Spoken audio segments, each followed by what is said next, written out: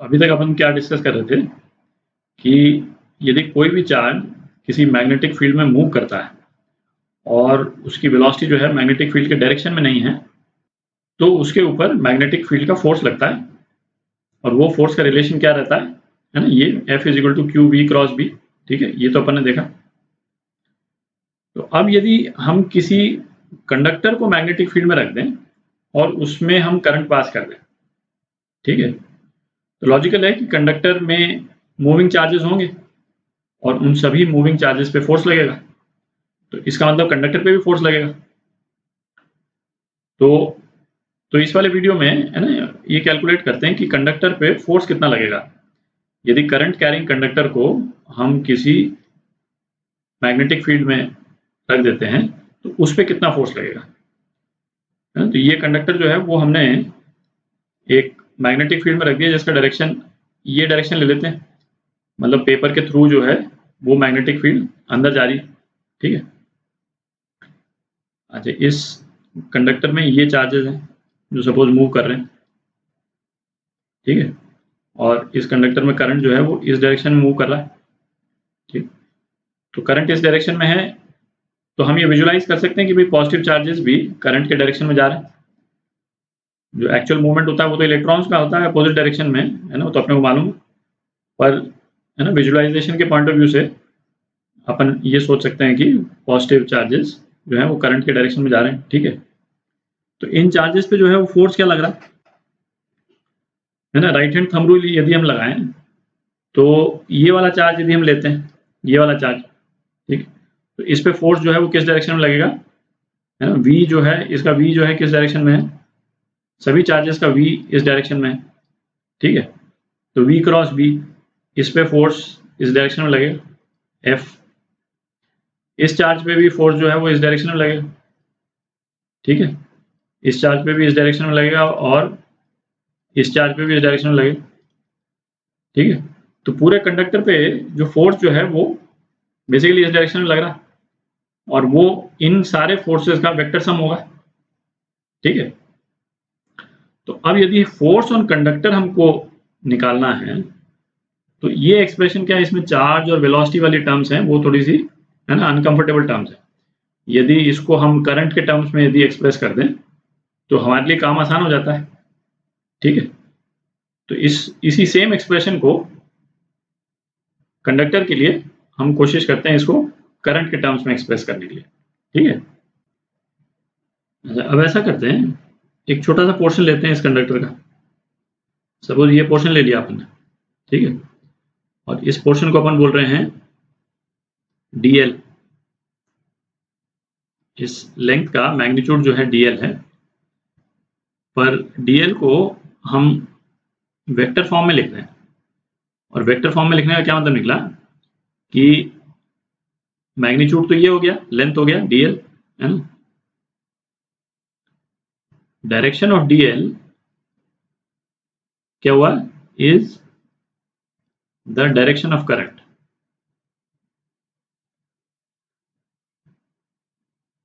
तो dl के basically दो ही डायरेक्शन हो सकते हैं, क्योंकि करंट जो है वो कंडक्टर के बाहर तो रहेगा नहीं, है ना, या तो ये डायरेक्शन हो सकता है और या dl का ये डायरेक्शन हो सकता है। ठीक है,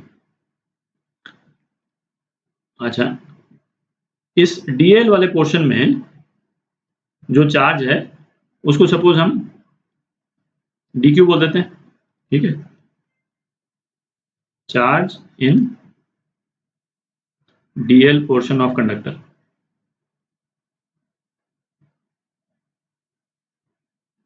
ठीक है, अच्छा, सपोज dt टाइम में इस dl पोर्शन के इस एंड में जितने चार्जेस थे वो ट्रेवल करके यहां तक पहुंच जाते हैं, मतलब उन्होंने dl डिस्टेंस जो है वो कवर कर लिया dt टाइम में। ठीक है, तो वेलोसिटी ऑफ चार्जेस क्या हो गया, वेलोसिटी ऑफ चार्जेस हो गया dl बाई dt। ठीक है, अच्छा, अब एक चीज और देखें कि यदि यहाँ के सारे चार्जेस dt टाइम में यहाँ पहुंच गए, इसका मतलब इस पूरे dl पोर्शन के में कितने चार्ज थे, dq चार्जेस थे। ठीक है, वो सारे dq चार्जेस यहां से क्रॉस कर गए कितने टाइम में? dt टाइम में। तो करंट जो है वो कंडक्टर में वो क्या हो गया? dq/dt। ठीक है, भाई करंट क्या है? Rate of movement of charge. तो dl का जो ये वाला एंड है, dt टाइम में यहां से कितना चार्ज पास किया? dq चार्ज पास किया।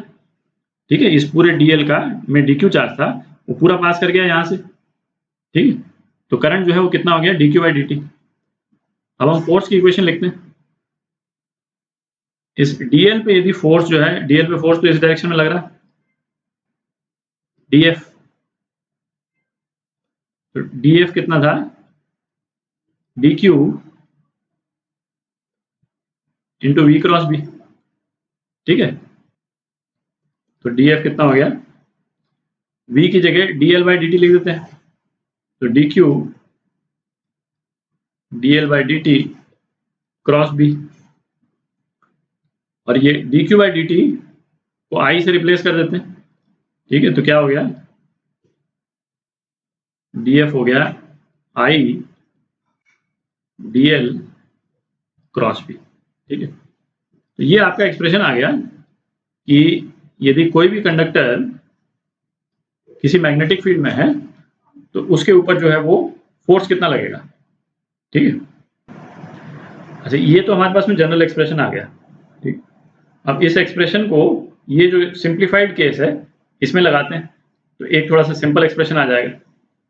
ठीक है, तो इसको मैं हटा करके और केवल जो हमारा फाइनल रिजल्ट है उसको लिख लेता हूँ ऊपर। अच्छा, अब हम देखें कि ये कंडक्टर जो है वो स्ट्रेट कंडक्टर है। इसके यदि अलग अलग सेगमेंट्स यदि हम बना देते हैं, सपोज ये हमने 4 सेगमेंट बना दिए, तो इन चारों सेगमेंट्स का जो फोर्स है ना, df1 df2 df3 df4, चारों सेगमेंट्स का फोर्स एग्जैक्टली सेम डायरेक्शन में है। ठीक है, तो इस dl की जगह पे अपन क्या लिख सकते हैं? I l क्रॉस b।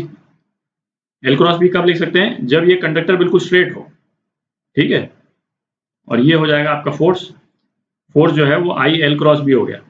तो ये आपका एक रिजल्ट आ गया। ये उस केस में है जब कंडक्टर आपका स्ट्रेट है, और ये रिजल्ट उस केस के लिए है जब कंडक्टर आपका स्ट्रेट नहीं है। ठीक है, जैसे एक छोटा सा एग्जांपल लेते हैं। यदि सपोज अभी आगे है ना कर्व्ड कंडक्टर्स का भी एग्जांपल लेंगे। सपोज कंडक्टर ऐसा है, ठीक है, और इसको हमने सेम टाइप की मैग्नेटिक फील्ड में रख दिया जो पेपर के थ्रू अंदर जा रही है। तो अब इसमें क्या होगा कि ये वाला पोर्शन जो है कंडक्टर का, इस पे फोर्स लगेगा इस डायरेक्शन में। ठीक है, और जो ये वाला पोर्शन है कंडक्टर का, इस पे फोर्स लगेगा इस डायरेक्शन में। आप देख रहे हैं दोनों फोर्सेस का डायरेक्शन सेम नहीं है, तो इसमें सीधा हम ये वाली इक्वेशन नहीं लगा सकते, है ना, एल क्रॉस बी नहीं लगा सकते हैं। इसको दो फेज में करना पड़ेगा, L1 क्रॉस बी और L2 क्रॉस बी, और फिर वेक्टर सम करना पड़ेगा उसका।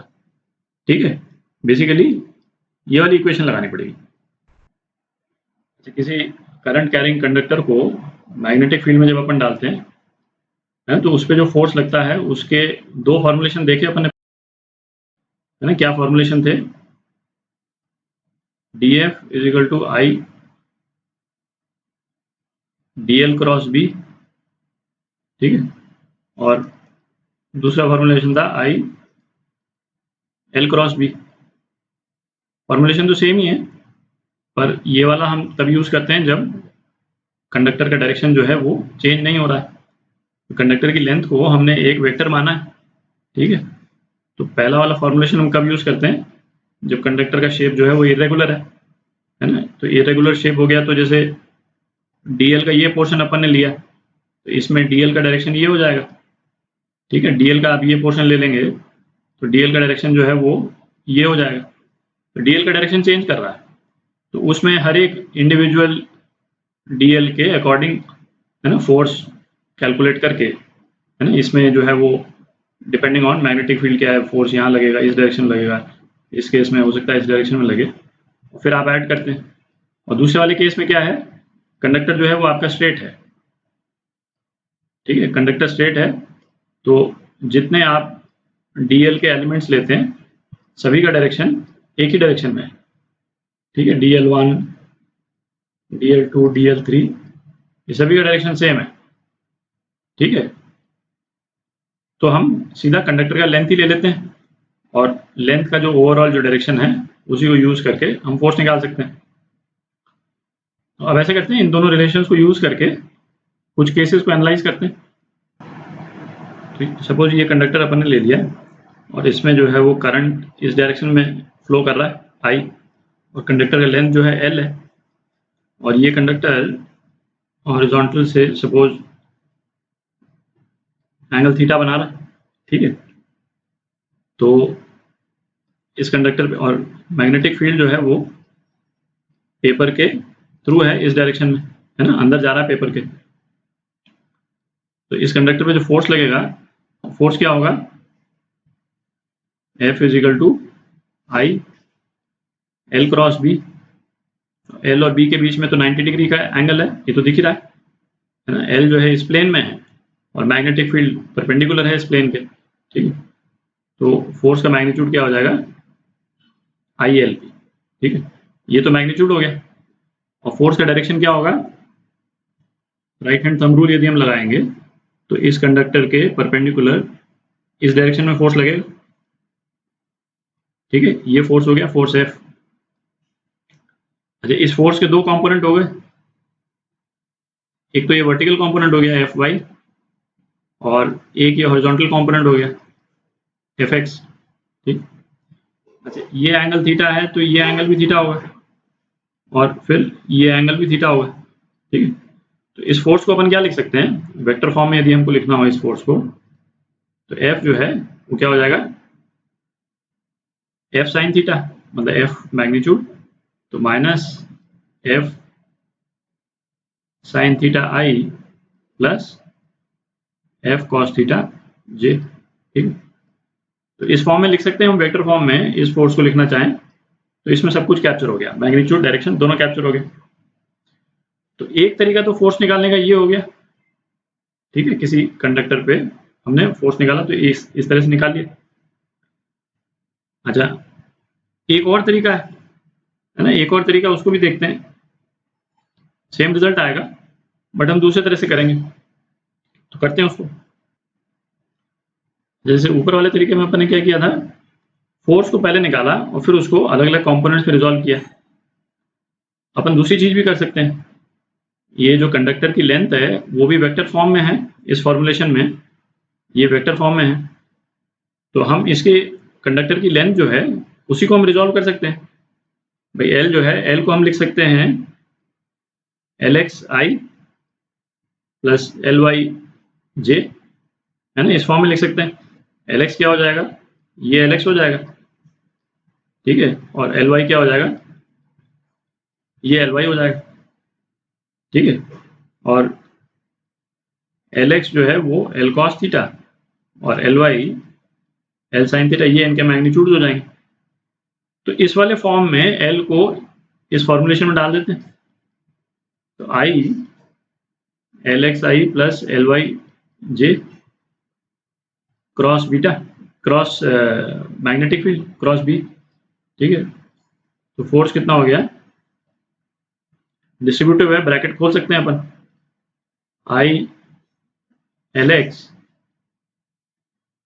I cross B plus I LY J cross B। ठीक है,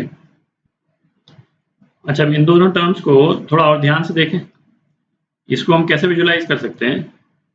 ये जो कंडक्टर है ये बेसिकली इक्विवेलेंट शेप इसका किस पर्पस के लिए, केवल फोर्स कैलकुलेट करने के पर्पस के लिए, ये नहीं कि हर केस में जो है वो हम इस कंडक्टर को रिप्लेस कर सकते हैं इस वाले शेप से, बट फोर्स कैलकुलेट करने के पर्पस से ये कंडक्टर इसके इक्विवेलेंट है।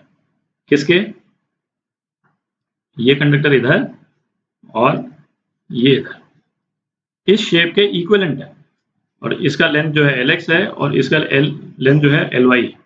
ठीक है, तो इस वाले शेप पे जो फोर्स लगेगी एग्जैक्टली वही फोर्स इस वाले शेप पे लगेगी, है ना। ये जो रिलेशन है इसको हमने शेप के फॉर्म में यहाँ लिख दिया। ठीक है, अच्छा LX पे जो फोर्स लग रहा है वो किस डायरेक्शन में लग रहा है, राइट हैंड थंब रूल आप लगाएं तो इस डायरेक्शन में लग रहा है, ये फोर्स का वाई कंपोनेंट हो जाएगा, सीधा ही निकल गया फोर्स का वाई कंपोनेंट।